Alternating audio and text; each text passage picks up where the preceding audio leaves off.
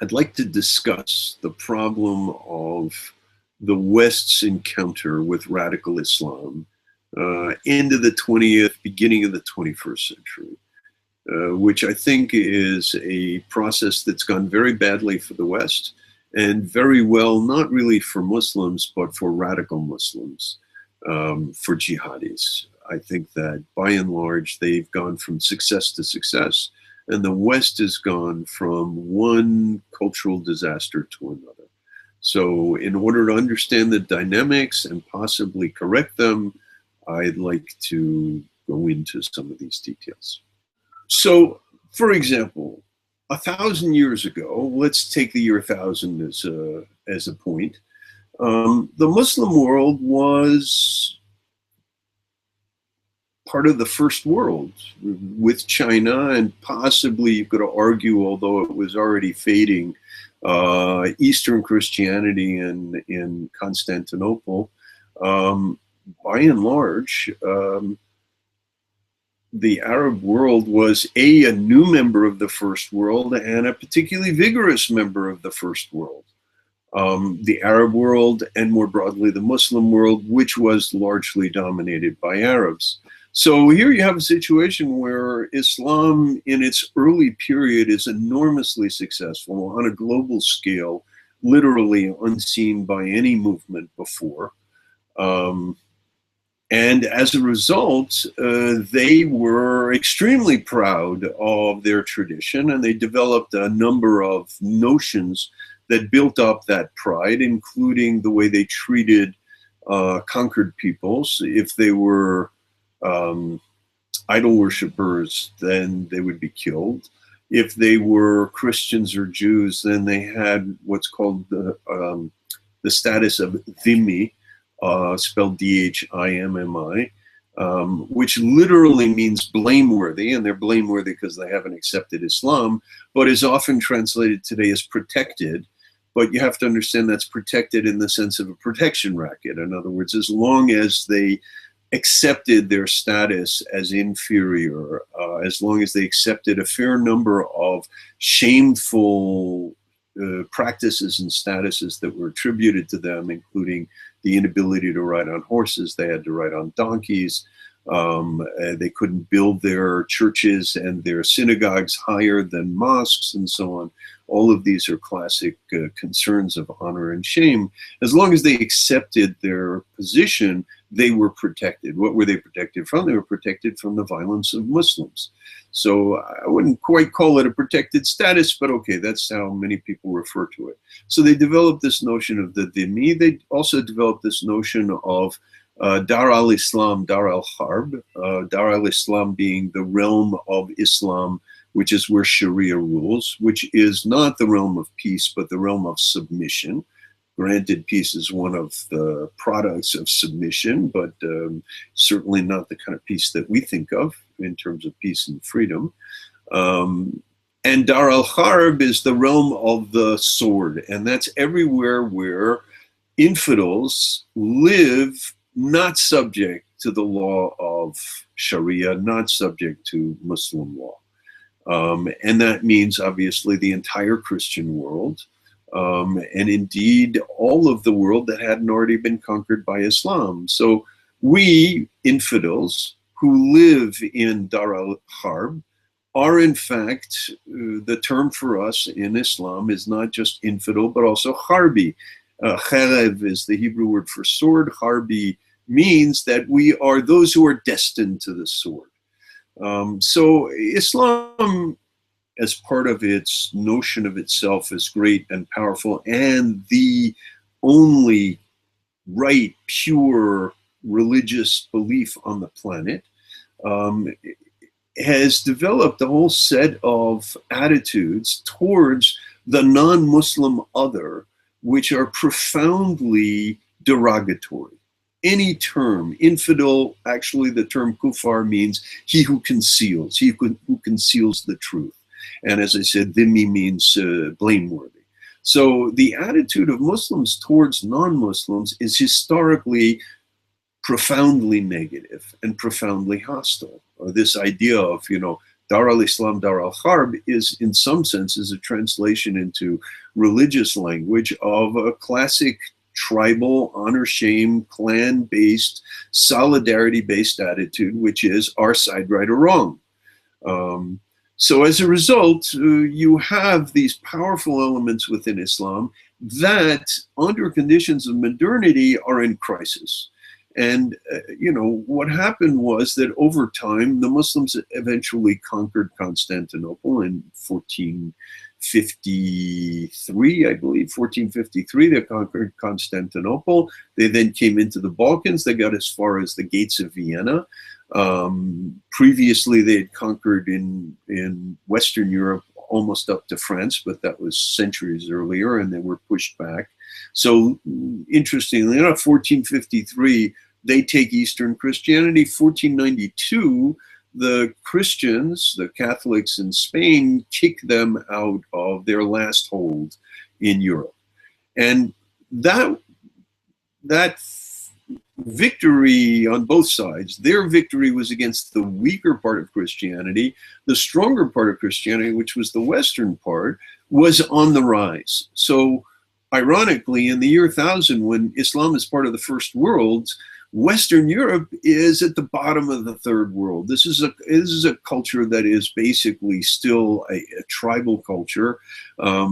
Its exports are not the exports of manufacture. Its exports are primary goods, whether it's wood or precious metals or other primary materials, including humans. The very term slave comes from Slav because the Christians were going into the pagan Northeast, into areas of the Slavic areas, and taking these blonde people down to the Mediterranean and selling them to the Muslims. Muslims like white slaves. So as a result, our term, the Latin term for slave is servus.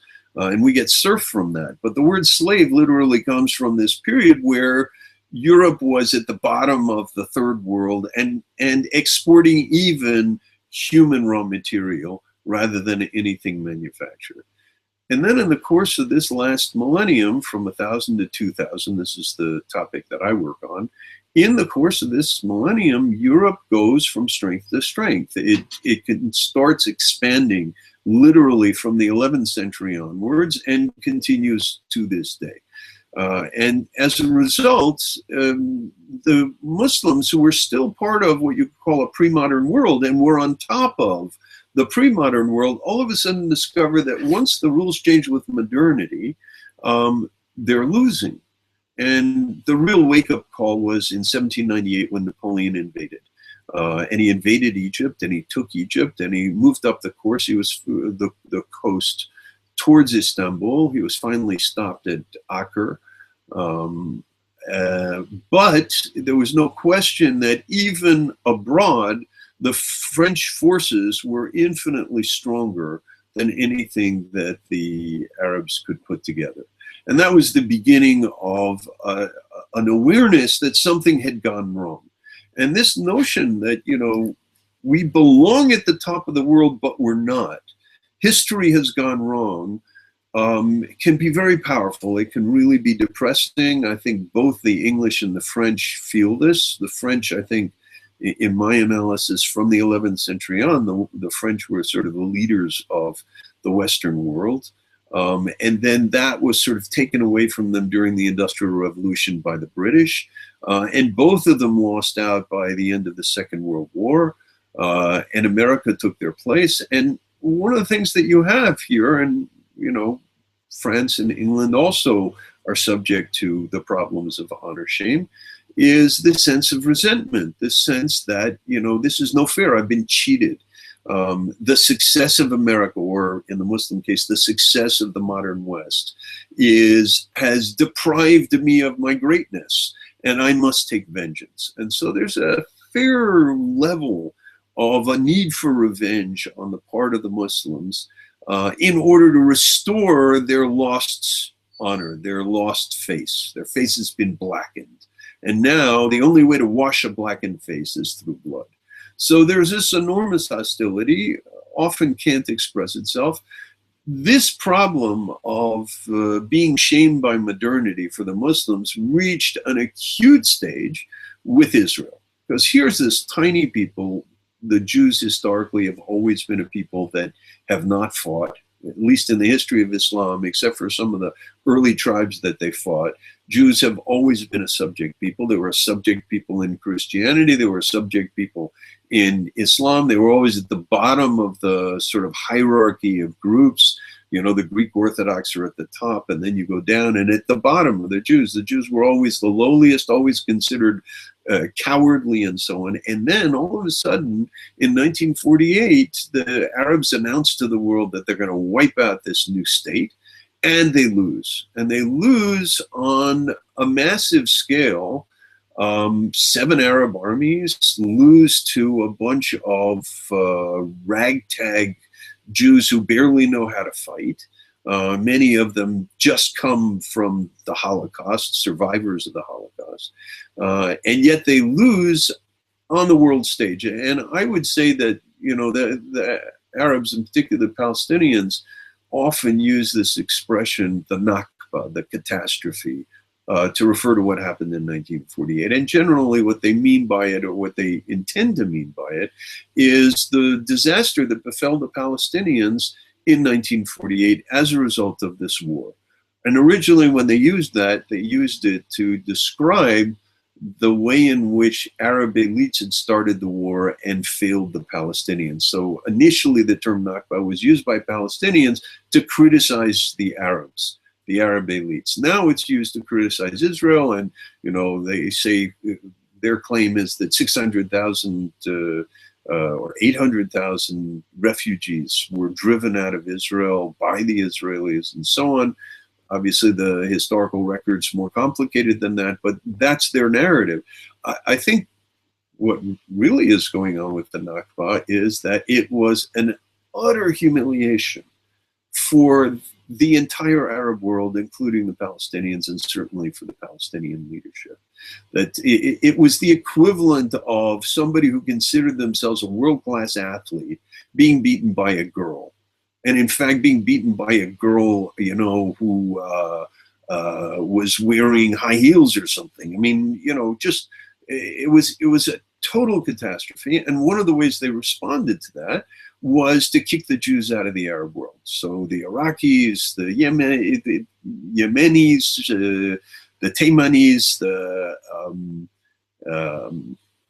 the Egyptians didn't do that. They did it in '67.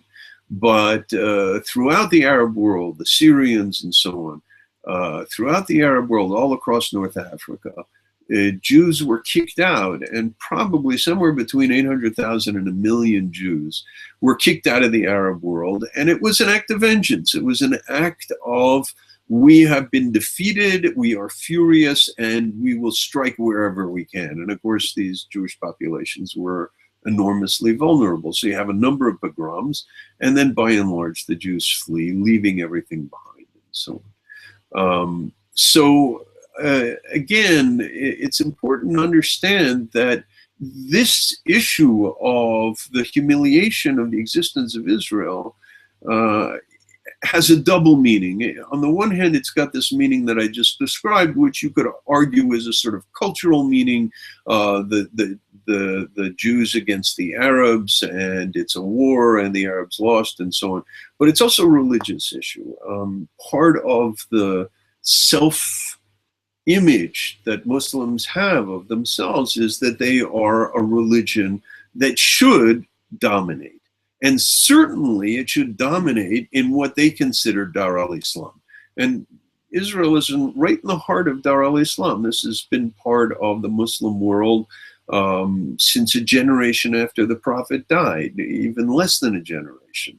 And it's always, with the exception of the Christian Crusaders for a brief period, it's always been in possession of the Muslims. And the Jews have always been dhimmi. So to have the Jews establish an autonomous state in the heart of Dar al-Islam, for there to be sovereign Jews in Dar al-Islam, is an unbelievable insult to Islam, at least to the form of Islam that believes that it must dominate.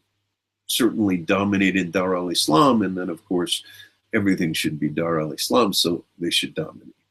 And that, I think, lies at the heart of the rejection. So I mentioned earlier the whole issue of Camp David and Yasser Arafat. Yasser Arafat could not say yes to Camp David. He could not openly acknowledge that the Jews were here to stay.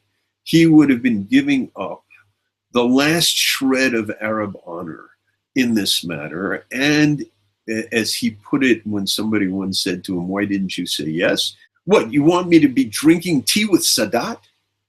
And that's what happened to Sadat. Sadat made peace with the Israelis, and he was assassinated. And he was assassinated by radical Muslims who, in fact, are part of the jihad that we're now dealing with today. So as a result, you've got a situation where, as far as the Muslims are concerned, it is a zero-sum conflict with Israel. There's no way that it can be resolved except by the elimination of Israel, which is itself a profound humiliation. It is a blackening of the face of Islam. It's a blasphemy against Allah, and only its disappearance can solve that. And I'm not saying there aren't Muslims who would like to say, look, let's get over this stuff and get on with our lives. And in fact, Israel can be a good neighbor, and we can acquire many things through the Israelis without going to the Europeans and so on. And there were Muslims who were saying that from the beginning of the Zionist movement. But the most violent and the most radical are the ones who must defend the honor of Islam, and in their mind, people who are Muslims who are willing to compromise are pretty much apostates. They have abandoned the true religion of Islam, and they deserve to die just as much as the Jews do. So I got to say, it's a very difficult situation. And again, to get back to this issue of cognitive egocentrism, it does not help us to find solutions to this problem by pretending that this is not the way they view things.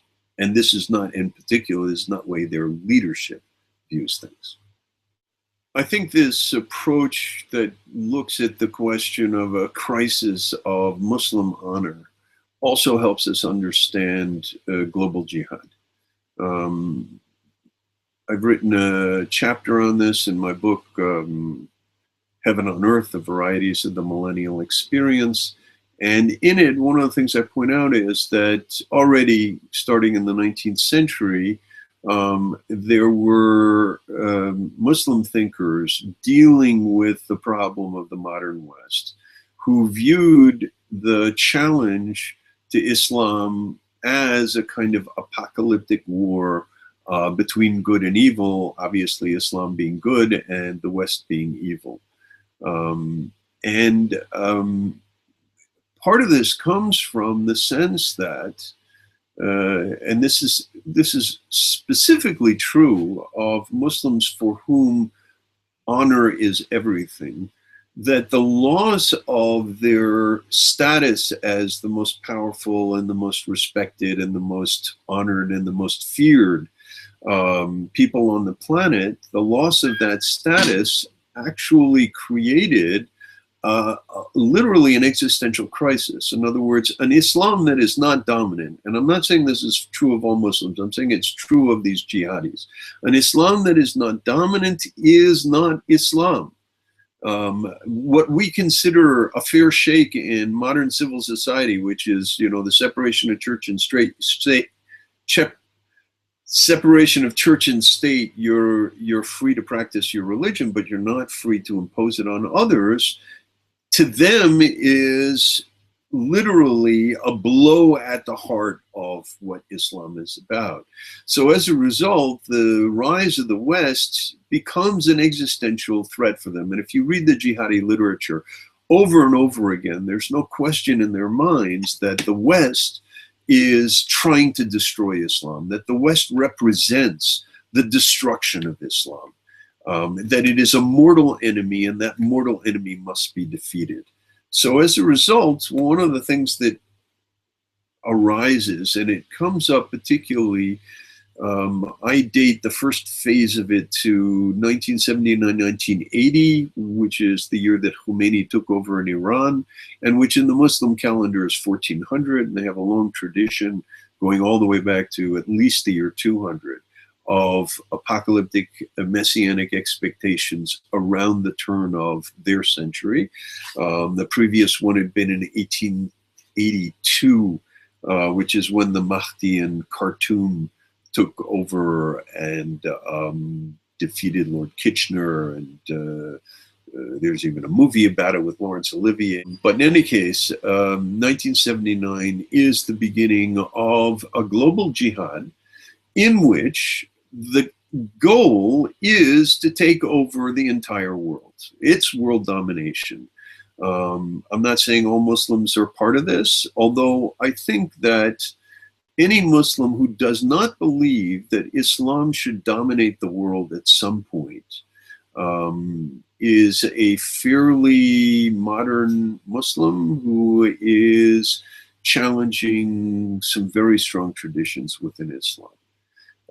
But for these jihadis, there was no question that it was now is the time. That's what I call apocalyptic, the belief that now is the time for the dramatic transformation. And the millennial goal is the global caliphate or global Sharia. Muslims dominate everybody else in the world. This is a very powerful belief. It motivates a great deal of behavior. And it's something that, again, we as cognitive egocentrists find difficult to believe. In particular, if you talk to Jews, it's really interesting because the Nazis accused the Jews of wanting to conquer the world and enslave mankind. Jews will say, well, we can't accuse the Muslims of wanting to do this because we didn't like it when it was done to us, so we shouldn't be doing it to them. It makes no difference to them, or they're not interested, or at least they say they're not interested in whether it's true or not. It wasn't true of the Jews, but it is true of the jihadis. And ironically, like Hitler, the jihadis who have plans for world conquest accuse the Jews of wanting world conquest, which is a classic piece of projection. So we're in a situation where we have an enemy, very clear enemy, who plans the destruction of democratic society, which they see as corrupt, immoral, homosexuals. One of the signs of the end is that women talk back. So this is a misogynist culture. It's a homophobic culture. It's against equal rights for everybody. It's only for Muslims. And so on. I mean, Islam has both gender and religious apartheid laws in which the female gender and non and infidels are systematically inferior before the law. They can't give testimony in court. They can't bring cases in court against Muslims, etc. Okay, so with this situation, we are faced with a really remorseless enemy. I mean, this is not, there's no compromise here. These people are fighting the ultimate battle against the ultimate evil, and we are that ultimate evil, and no matter how nice we are. Now, one of the things that's involved in this is, of course, Muslims, the jihadis, certainly in 1979 or 80 or 90, all these people have problems because they're not numerous enough, and there's no way they can take the West on militarily. So they have to do it in other ways. I'll get into some of them in a moment. But one of the things, and we saw this already when we discussed what happened in 48, which is when they're frustrated, when they feel that they've been humiliated and they need to take vengeance, and they can't take vengeance on the people that they want to take vengeance on, they take vengeance on the people who can't fight back. So in 48, they took vengeance on the Jews and kicked them out, and now they're going after the Christians. And the state of Christians in the Muslim world today is lamentable. The only place in the entire Middle East where Christians are safe is Israel and possibly pockets of Lebanon. But other than that, the attacks on Christians in Egypt, the attacks on the Copts in Iraq, the attacks on the not just the Christians but also groups like the Yazidi and stuff, is absolutely terrifying. Really vicious stuff, you know, crucifixion, enslavement of children, massacre of men, torture, and so on. Really, really ferocious stuff. And, you know, for reasons that continue to puzzle me to this day, the West, including the Pope, says almost nothing in defense of these people, and certainly doesn't do anything in defense of these people. But in any case, this radicalization that I think is becoming stronger and stronger all the time has placed the Christians in the Middle East in terrible danger. And of course, only their ability to defend themselves protects the Jews from suffering the same fate. So this jihadi force, I think the most important thing for Westerners to understand about the jihadis is they are perfectly aware that they cannot win the military battle against the West now. Now, most Westerners respond to that by saying, duh, it's so obvious that they can't conquer the West that they're not trying. It's a ridiculous idea. You're accusing them of something that they would never think because they can't be that stupid. And therefore, you must be the Islamophobe for telling me that they want to conquer the world and destroy Western democracy.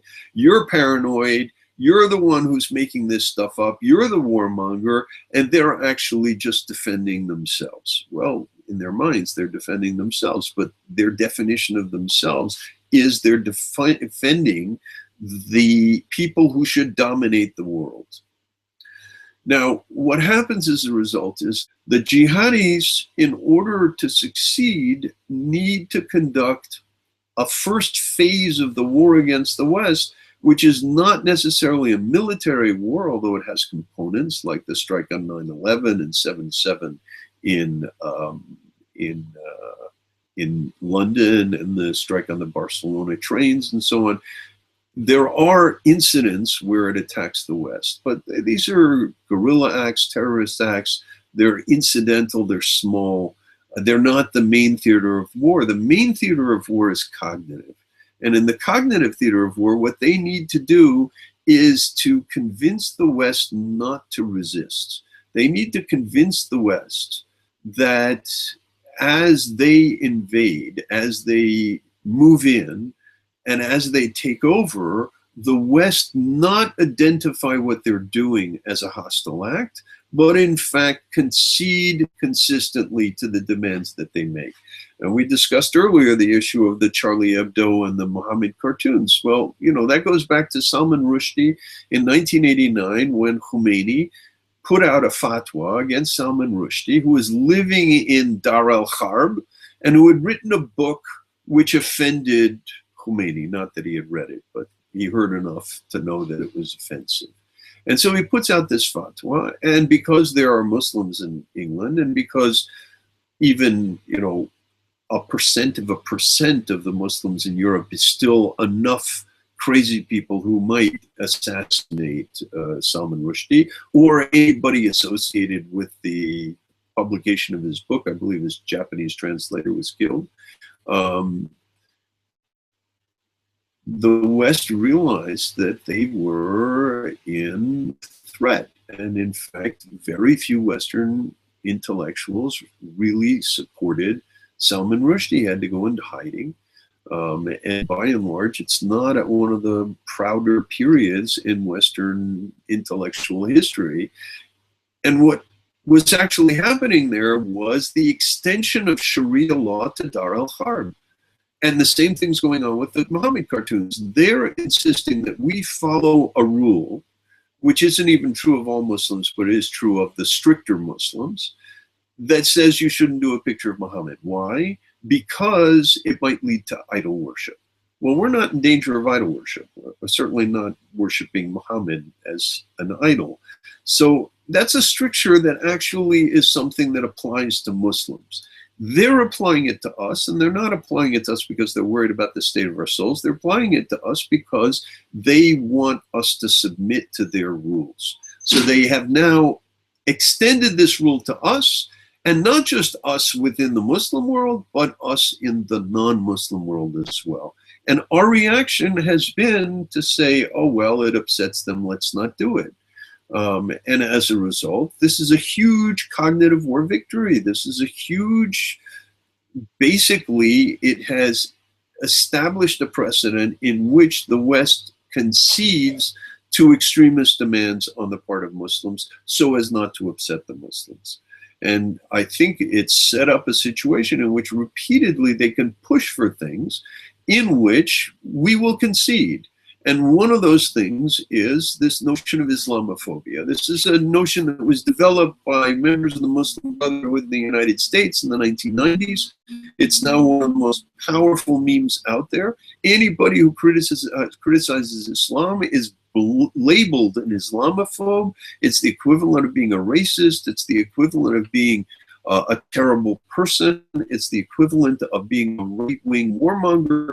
And as a result of that, everybody is terrified of having that label applied to them. There's no doubt in my mind that the people who apply Islamophobia as a way to stop anybody from criticizing Islam will say that what I'm saying right now is Islamophobic. Actually, I think there are plenty of Muslims who do not fit the description that I've given. I've been describing the jihadis, the radicals, the Islamists, the ones who believe that Islam must dominate everybody else. However, the way in which those very people have been able to deploy Islamophobia as a way to prevent anybody from talking about that is actually a perfect example of the cognitive war victory of the jihadis over the West. And as a result, we're in a terrible situation. And one of the ways that you can see that terrible situation is that we are systematically pressured into cooperating with people who claim that they are moderates when they're not. They're still in pursuit of Islamic domination. They're still in pursuit of the honor of Islam, which they define as domination. They don't use violence, and they insist that as long as they don't use violence, we identify them as moderate. And that happened during the Arab Spring. I mean, we had, there was a discussion that never really got started about what would happen in Egypt if there were elections. And the people who said the Muslim Brotherhood is going to take over were branded Islamophobes. And instead, the TVs and the newspapers were constantly interviewing specialists, largely of the Saidian variety, who are saying, oh, no, this is democracy. This is wonderful. We've been waiting for this. It's finally come. Now everything's good. And those people who weren't about the Muslim Brotherhood are Islamophobes. And we even had the head of our intelligence, national security, claiming that the Muslim Brotherhood was largely secular, which is a staggering piece of cognitive egocentrism, and our Secretary of State, Hillary Clinton, saying they were largely moderate. And that was based on the fact that they hadn't killed any infidels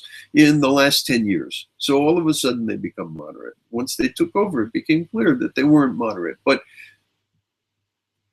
when your foreign policy is decided on an application of your cognitive egocentrism, which is systematically being abused and exploited by the jihadis, you're in trouble. And that you is us, the West, not just Israel, the West.